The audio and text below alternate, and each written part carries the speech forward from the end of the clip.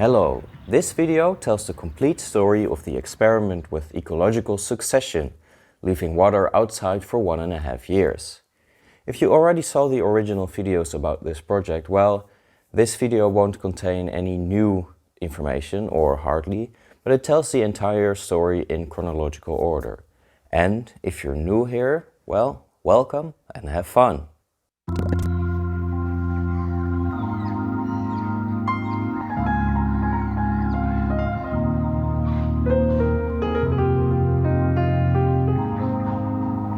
Hello everyone! Today we are talking about and doing a project about one of my favorite subjects, ecological succession, specifically aquatic succession, the process by which an ecosystem forms in an empty body of water. In a nutshell, we are going to see what happens when we leave water outside for a long period of time. To do this, I will be using this plastic tub. It is located on my roof, in an area where it doesn't receive direct sunlight, so it doesn't heat up too much in the summer. This project was started on February 34th, 2021. Contrary to what your eyes might tell you, this tub was filled with tap water. Not just any tap water, Amsterdam tap water. Amsterdam tap water is very pure. It is filtered through the dunes and through sand and carbon a lot, and filtered with ozone. My point being, it is very clean, with no added chemicals like chlorine and that kind of stuff. It's even cleaner than rainwater in some cases, if that rainwater falls close to megastables. So tap water is a good choice in this case. Now that we have an empty body of water, let's talk about aquatic succession. So, aquatic ecological succession. What is it? Well, first off, we start with a body of water. Only water. Like we saw in the lichen and lichen video about ecological succession, we start off with pioneer species, unicellular algae, cyanobacteria, bacteria and diatoms. After some time, larger microbes like amoeba and paramecium start to appear. Eventually all the dead microorganisms slowly accumulate on the bottom, together with organic matter that blew and or fell in from outside, like leaves, twigs, dead flies and even soil. Bacteria turn all this organic matter into inorganic nutrients, forming a fertile soil layer in which aquatic plants can start to grow. When those die, they add to the soil in which new plants can grow, a cycle that happens over and over again. A lot of new animal species start to appear as well. Crustaceans like Daphnia and copepods, and insect larvae. At some point, so many plants and animals have grown and died that the layer of soil is getting very substantial and the water gets shallower. Plants that emerge from the water, like water lilies and lotuses, start to grow. All the crustaceans and other small invertebrates in the water serve as food for new inhabitants, like fish, frogs, larger aquatic insects and salamanders.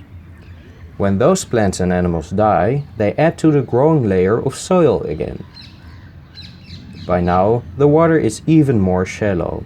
Small floating plants like duckweed still grow in the water, but there's also a lot of terrestrial, swamp and marsh plants growing here. Eventually shrubs start to grow as well. And eventually our body of water has turned into a terrestrial environment, and a large dense forest will grow where the fish once swam. Eventually a dead tree started growing. That was quite weird. And then a boulder grew, even weirder. Of course, this is just a general idea. Which species appear first will vary from case to case. This entire process can take hundreds of years, for longer than us humans live. But as you'll see later on in the video, we can already see some exciting stuff happen. Unlike the body of water in the example, our artificial pond is small and on top of a roof, which might result in some interesting differences in development. Now let's see what has happened in our artificial pond so far. On the 9th of March, we had our first fly fall in.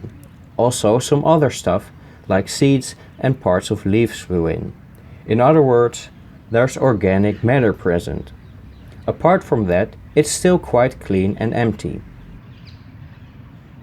At this point, there has been a lot of heavy rainfall and lots more organic matter entered the water. Apart from some flies, it is still mostly plant matter that gets blown into the water, which is to be expected. Some stuff is starting to collect on the bottom. The next day, a big event took place. A maple leaf fell into the water, instantly increasing the amount of organic matter in the water by several times. By now, the amount of organic matter falling and blowing in the artificial pond is increasing. I am positive that there's quite a lot of bacteria living in this primitive ecosystem by now. April 8th, a young chestnut leaf fell in. Believe it or not, but there's actually been some heavy snowfall and the water is starting to develop a little tan.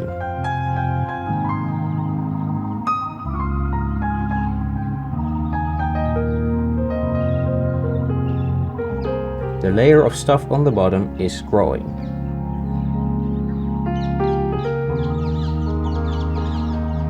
On May 1st, the water was really starting to get brown.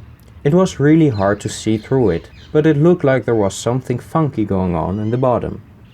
There has clearly been a microorganism bloom in the water, and there should be a lot of life in the newly formed ecosystem. Not even 2 weeks later, the water turned a very intense shade of green. It is completely filled with microorganisms, probably mostly unicellular algae, judging by the color. Not only that, there's actually some multicellular algae growing as well. Life is really starting to get a grip on this young ecosystem after a mere 2.5 months. Now that we've reached this green stage, let's investigate the water using the new microscope. This microscope is brought to you by my dear patrons, who make stuff like this possible with their contributions to the channel. I am very excited about this microscope. Apart from the regular bright field microscopy, this microscope is also capable of phase contrast, an awesome technique which, among other things, allows you to see bacteria, which you'll see later on in the video. This is a huge step up from my previous microscope and we're going to have a lot of fun with it. The creature you're looking at is a Vorticella. Usually Vorticella attach themselves to something, but this individual is free swimming. I'm very curious how Vorticella got in here. They are fully dependent on water and somehow managed to get in this plastic tub on top of a roof about 15 meters high. I'll let you think about it. This one looks like it might be dead. These microbes are causing the water to be so intensely green. I have tried my best to figure out what they are, with very limited success. I didn't really get any further than unicellular algae. We'll see more of these later. I also wanted to take a look at some of the multicellular algae and the creatures that live around it. So here we have our sample. I must say that I'm not completely sure about this being algae. It could also be cyanobacteria. If you look closely, you can actually see some pollen. These algae are filamentous green algae in the order of Cycnometalis. Here you can see another cool feature of the new microscope, dark field microscopy, where you see the specimen against a dark background. Here you can clearly see the individual algae cells that make up a string.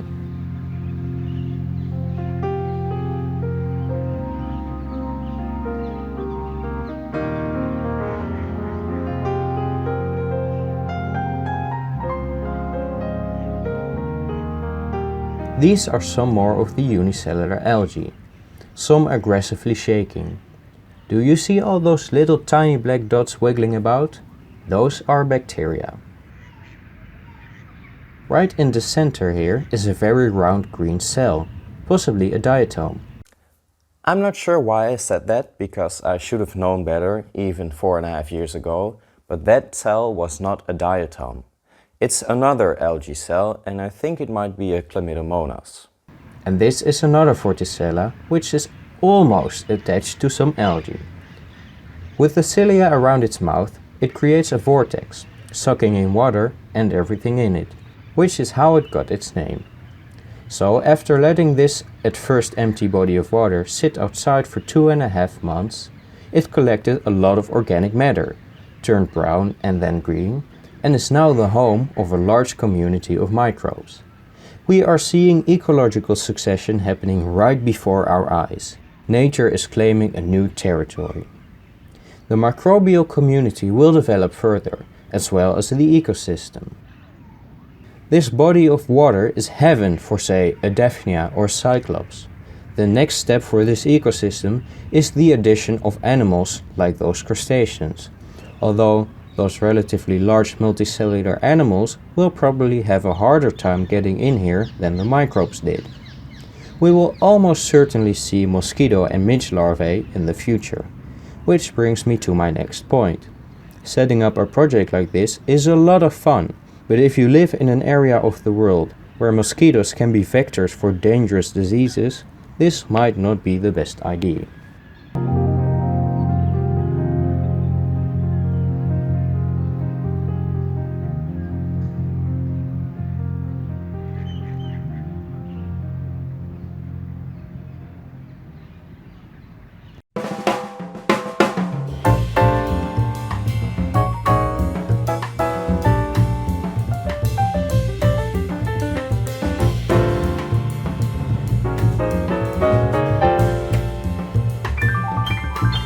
Hello and welcome to another episode about aquatic ecological succession.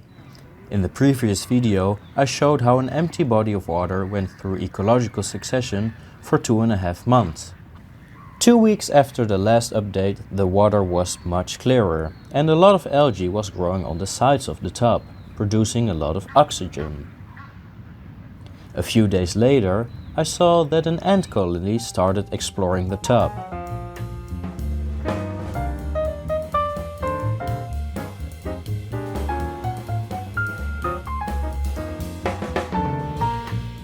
And I saw another insect hovering above the water. A day later, there were many more. They are a family of mosquitoes known all too well to Dutch people during summer, Ceratopogonidae, but we call them knutjes, as well as knaasjes, knozels and miezen. They are known as no-see-ums to English speakers. So I call these no-see-ums, but someone pointed out that they're actually pronounced no-see-ums, which makes a lot of sense because they're so small that you don't see them. The reason they are hovering above the water like this is because they are looking for a place to lay their eggs. Unlike a lot of other mosquitoes, they don't lay their eggs directly in the water, as their larvae are not purely aquatic. It does not appear that they have found a satisfactory location yet. 2 days later, a lot of structure suddenly appeared on the surface. That's because a lot of the algae that was growing on the sides of the tub started to let go and float up. As expected, this increase in structure immediately resulted in eggs. In fact, this knutje is laying eggs as we speak, and so is this one.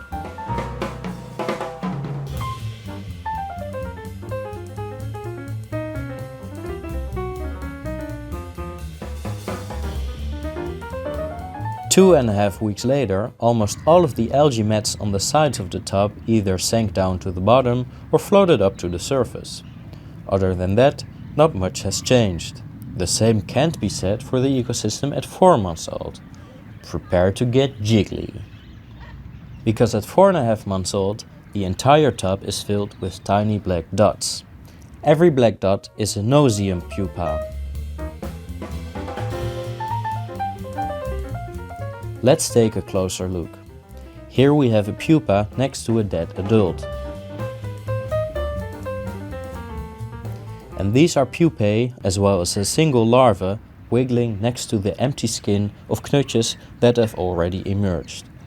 It's quite insane just how many of these pupae are in here. You quickly saw them spread around the water surface earlier, but they are also found on all the sides and bottom of the tub, as well as in the water column. It's freaky just how many are in here. Of course, every pupae was once a larva. We already saw one, but almost all of the larvae are found on the bottom of the tub. It's hard to see how many are in here because the water is quite unclear, but it's a lot. There's also a few larvae of another species, but I'm not sure what they are exactly. Here we see a larva up close. Apart from swimming in the water column, it can also move on surfaces, like the edge of the tub. It does so by alternating its mouth and tail parts to grab hold of the surface, in a similar way to leeches and their two suction cups. And that is the state of this ecosystem after 4.5 months. The ecological succession has led to higher life forms, in this case insects, to be introduced into the ecosystem. This is, at least to me, a very exciting result and change in the ecosystem dynamics. So far, it has all gone quite like expected. Everyone knows that mosquitoes will colonize just about every body of water during summer.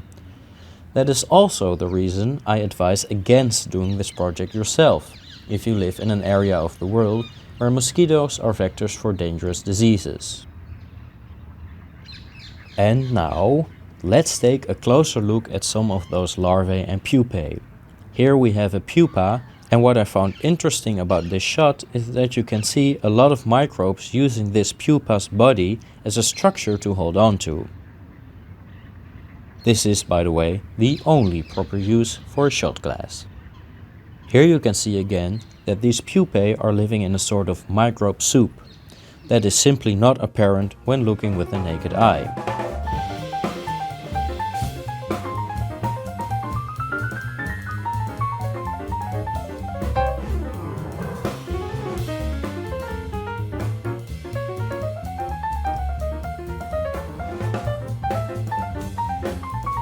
Here is a larva up close, or actually a ball of pupae and larvae.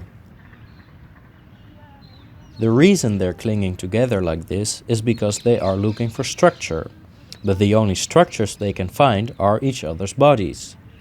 That is also why seahorses cling to each other if kept together with little structure, or why tubifex are in a ball if you buy them as live food. Here you can get a bit of a closer look at the heads and mouth parts of the larvae.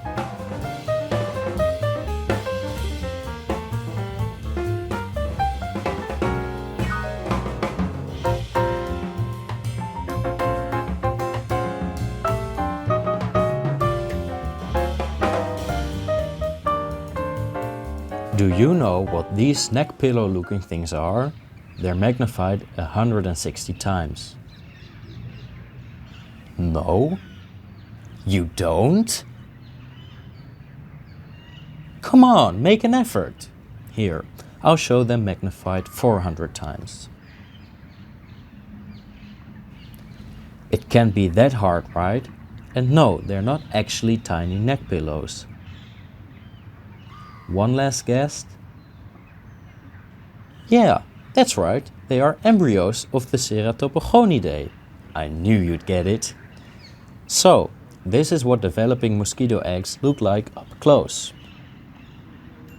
So far, we've only really discussed the succession on the scale that we could see with the naked eye. But of course, succession also takes place on another scale, especially for really young ecosystems like this one, the microscopic scale. Let's start with some creatures of which I actually know the name. You might have already caught a glimpse of these animals in the close-up shots of the knutjes larvae. This is a rotifer. Here are a bunch of them at 160 times magnification. They are really abundant in the water. This is a nice shot where you can see one feeding. These little aquatic animals feed by creating vortices with their mouth parts. If you look closely, you can see that they appear to have two bulbs with cilia on them. This is called the corona. It does not actually consist of two bulbs, but it is a complex structure that is difficult to see. By beating the cilia on the corona, it creates a vortex. This sucks in water and along with it food particles, which then enter the mouth and are subsequently digested. The shape of this corona varies a lot between species. There seems to be only one species of rotifer very abundant in this ecosystem, but I don't know which exact species it is, although I am fairly certain that it is in the class of Bdelloidae and the family of Phylodinidae, which has a corona that actually does consist of two discs. These animals eat just about anything they can find as long as it's small.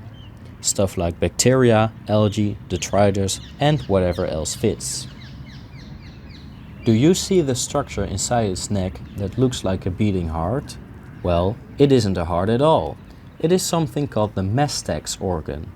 It is essentially a sort of mouth, where powerful muscles push together tiny hard calcified structures called the trophy, which is what you're seeing as a beating heart, and thereby crushing up food entering the mastax. The shape of these trophy can vary based on the diet of the species. Carnivorous species, as well as parasitic ones, have trophy in a shape that helps grip or bite, while suspension feeders have more grinding ridges. That's interesting enough, but I think we need to talk about rotifer sex, or rather, the lack of it, because, at least for Bdelloidae rotifers, a male has never been observed. Instead, only females exist, reproducing through parthenogenesis, where new rotifers are born out of unfertilized eggs.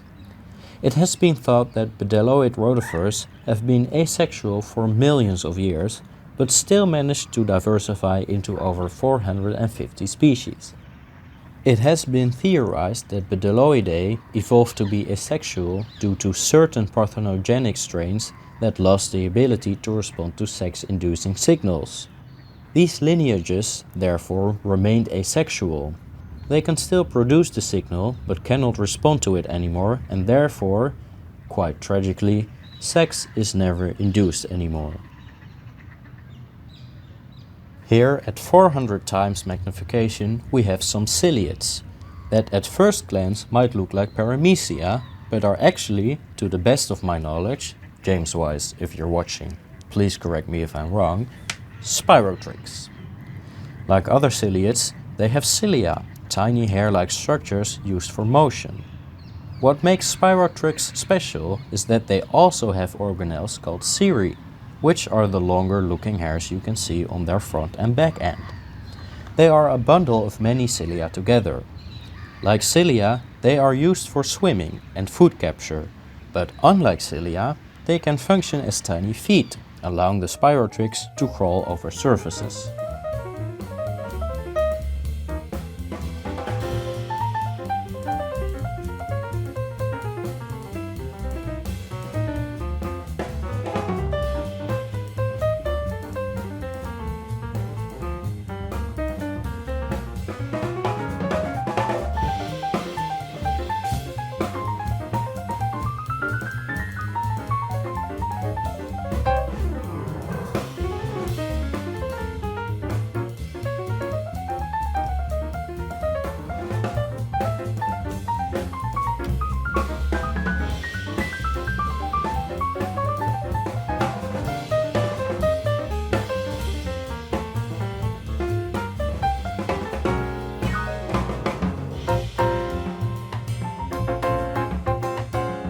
Here, magnified 160 times, we see the last microbe I want to focus on.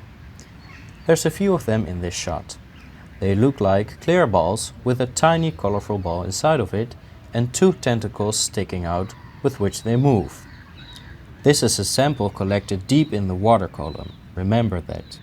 Those tentacles are actually flagellae and the microbe is an algae called Haematococcus. Here we have some intensely red balls. But wait, didn't I say the Haematococcus was the last microbe I wanted to focus on? I did, yes. So was I lying? No. Because these red balls are also Haematococcus. It's just that these are in cyst form. Remember in the previous shot that I collected a Haematococcus in the deeper part of the water? Well, These cysts were collected on the surface of the water, which is precisely the reason they are cysts, in order to protect themselves from ultraviolet radiation. As you might have noticed, they have a beautiful red color. This color is actually used as food coloring, and these little algae are even the reason flamingos are pink, because small crustaceans feed on them, turning red, and flamingos eat the crustacean, turning pink themselves. Pretty cool, huh? These were just the microbes I had time for to focus on, but as you could see, there's a lot more microbes zooming around. If you recall the microbial community of this ecosystem at 2.5 months old, you'll notice that it has become a lot more diverse. Even just looking at the scale of microbes, I think it is absolutely fascinating and just really cool to see a large and diverse community of microbes consisting of completely different types, forming seemingly out of nowhere from an empty tub of water in just a matter of months. It is ecological succession on a small scale happening right in front of our eyes, and I think that's just amazing. So, this has been the 4.5-month process of filling a tub with quote-unquote pure water and seeing what happens due to aquatic ecological succession. Where it started slowly with some leaves falling in, we now have a diverse ecosystem on different scales in which even higher forms of life, like insects, are beginning their life.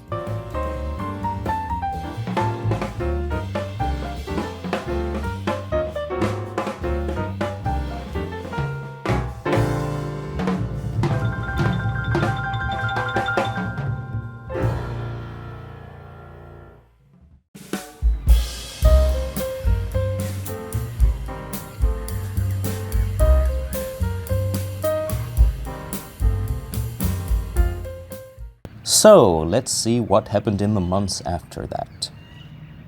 Near the end of July 2021, almost all mosquitoes had pupated, meaning almost none were still in the tub, and a layer of detritus started to form on the bottom. About a week later, the water had become a little clearer and the sediment layer a little bigger. But other than that, not much seemed to be happening, possibly due to the high temperatures in summer. Oh, and a ladybug found its final resting place in this ecosystem. 2 weeks later, I noticed a feather in the water, which either fell in from the sky or a bird was using our tub of water to drink and or wash itself. Well, not drink itself, but drink the water and also maybe wash itself. Anyway, birds can play a big role in ecological succession by moving organisms from one ecosystem to another. So that's an exciting possibility. Something, probably algae or cyanobacteria producing oxygen, was causing these bubbles to accumulate on the water surface. It could also be the result of decomposing organic matter in the water, in which case it could be a variety of gases, including hydrogen sulfide, carbon dioxide, methane or nitrogen. A lot of interesting stuff can happen if you leave a body of water outside. This is one of the very few pupae left, but unfortunately it's not doing so well because it's dead and rotting away. 3 weeks later, in the middle of September, a huge amount of no-see-um pupae were present again, and as you can see there's a lot of structure on the water surface again in the form of multicellular algae. Coinkydink? I think not. As I explained in the previous video, Ceratopogonidae need structure as they lay their eggs on the water and not in the water. I also added some water again, as some of it had evaporated. Another 2 weeks later, there were a few elm seeds rotting in the water, and more feathers were present as well. Nearing the end of November, when our ecosystem was almost 9 months old, this is what it looked like. The ball of rotting elm seeds has turned rock solid, but was also still very slimy and slippery, and the water was freezing cold. At this point, another interesting development happened. It might be somewhat difficult to see, but there's duckweed in the water. You heard that right, not on the water, but in the water. The only reason I can think of why they would be submerged is because they somehow got pushed down there by heavy rainfall and got tangled up in the hair algae that is also growing there. The way duckweed usually reproduce is by propagation, which would simply result in more plants on the surface. In the very unlikely case that they reproduce sexually, their seeds come with an air sac, so they germinate on the surface. It means we have a little bit of a mystery on our hands. It's very exciting that they're here though, because our ecosystem now houses its very first actual plant. Wow! In case you're wondering how they even got in here at all, good question. I think it's most likely the work of a bird. Also interesting are all these little black dots in the water. They might be parts of the old pupae, but that's honestly a wild guess. I don't really know what they are. There's also a bunch of hair algae, pretty much filling the entire tub. I also saw a bunch of this stuff floating on the surface. Again, I'm not really sure what to make of it. Today was the first day the temperature dropped below the freezing point of water. When I first started this experiment, I figured at this point I would move the tub inside, as I didn't want the freezing water to break the tub and end the experiment. But I don't really have space inside, and I also feel like it would ruin the experiment of natural succession a bit. So I decided to leave it outside and deal with whatever happens. Some long-time viewers of the channel might know that I have a serious weak spot for springtails. So you can imagine how delighted I was to see one for the very first time in this ecosystem, walking on top of the water surface. It's so exciting! Also very exciting was to suddenly see a bunch of tiny ostracods swimming in the water. They're definitely the smallest species I've ever seen. They're also the first crustaceans living in our ecosystem. And these tiny sea shrimp are the first animal that can be seen with the naked eye that lives in this ecosystem for the entire duration of its life cycle. I mean, seriously guys, how cool is that? Way cool. Unlike this guy, the beetle that decided this ecosystem would be the end of its life. Today, the shortest day of the year, was the first time some of the water in our ecosystem actually froze. Fortunately though, the tub didn't break from this.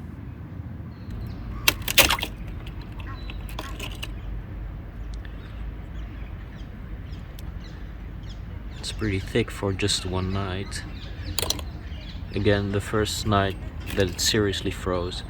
Previous night this winter that it was freezing outside, this didn't even get frozen. So this is the first time. And it's quite thick.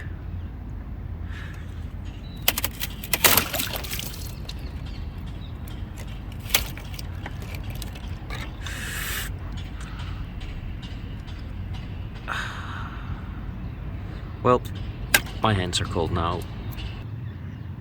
After a week of freezing temperatures, all the water is liquid once again. What's funny is that you can see exactly how thick the ice got, because where the water froze, the algae at the sides of the tub disappeared. Apart from that, the ecosystem doesn't really seem to be affected. There's still lots of oxygen being produced. It does look really awesome, I think, all the hair algae forming a green soup inside this tub. A week later, not much had changed. And nearing the end of January, still not much had changed. It seemed like progress was starting to slow down a bit at this point. That makes sense, of course. Initially, any change at all means process. Any addition of organic matter, any new species emerging, those are all developmental steps in ecological succession. At some point, the same addition of organic matter or new species doesn't seem to make much difference anymore, as there is already a lot of organic matter and a higher number of species present. It's still developing, of course, but the changes this ecosystem is undergoing aren't as apparent for us humans, of which I am of course also one, as observers. we would find a new species of aquatic plant or vertebrate animal, or even a larger species of crustacean than the teeny tiny ostracods we have now, to be a significant change. And these events simply take a lot more time. But luckily, our ecosystem still seems to be thriving and it hasn't turned into an ecological disaster. Exactly 1 year after the start of this experiment, new organic matter was still falling in. There was lots of hair algae growing and a layer of sediment started to form on the bottom. Let that sink in for a moment. A year after putting an empty tub of water outside, we have this green ecosystem with lots of algae growing, and after only 1 year, it is even forming a sediment layer on the bottom. As you might recall from the earlier updates in which I explained what aquatic succession is, the formation of a sediment layer is an important step. This sediment layer allows submerged plants to grow in the ecosystem, as it provides them nutrients and a place for their roots to grow. Way cool, dude. Earlier we already saw some detritus dropping down to the bottom, and this new sediment layer is the culmination of months of work for our ecosystem. About a month and a half later, this is what the ecosystem looks like. Again, there's not a lot of apparent change. However, it's been a while since we looked at the microscopic scale. Let's see how the microbial community is doing. Yeah, so unfortunately I lost the footage. Luckily I can just film some new shots, right? Right? No!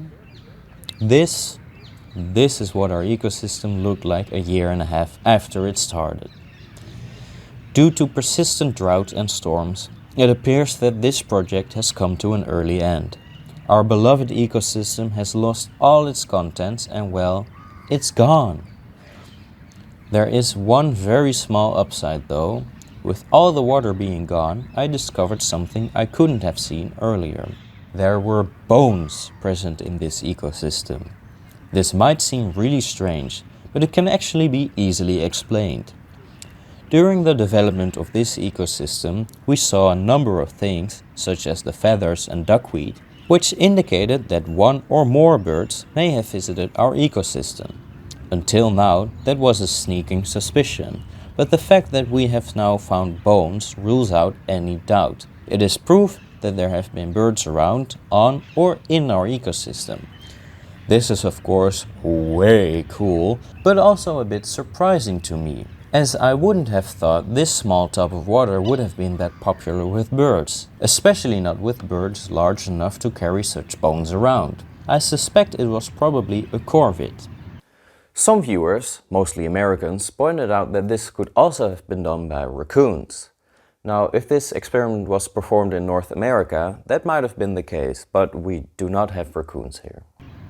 Now I have a question for you guys.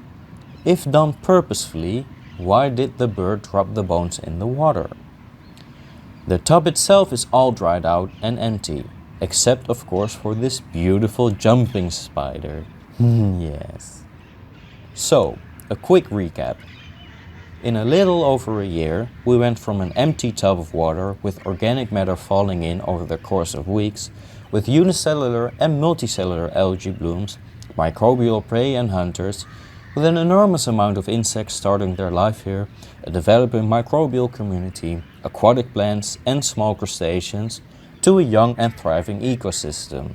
And then it fell over. In the previous updates, I found it hard to express with words just how unbelievably cool and exciting I find this process. And I still do, so I'll just say this. It's way cool. It is unfortunate that this experiment came to an early end.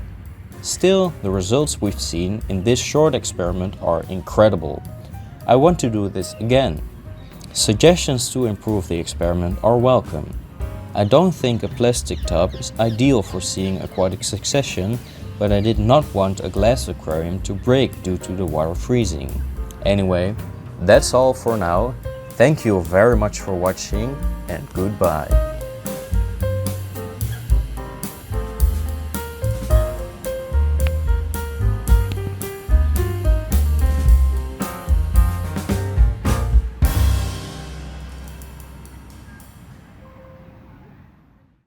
So, that was the entire story of our tub of water sitting outside. I hope you enjoyed it. This video was a bit of an experiment with longer format content. Sometimes it's nice to get all the information about an experiment in one sitting, especially if it's been running for years. I might make more of these videos if you like them, but probably mostly about newer projects because I cannot stand the sound of my own voice from years ago. It will of course be extra content and not a replacement for new projects. That will be boring. Well, let me know what you think and goodbye.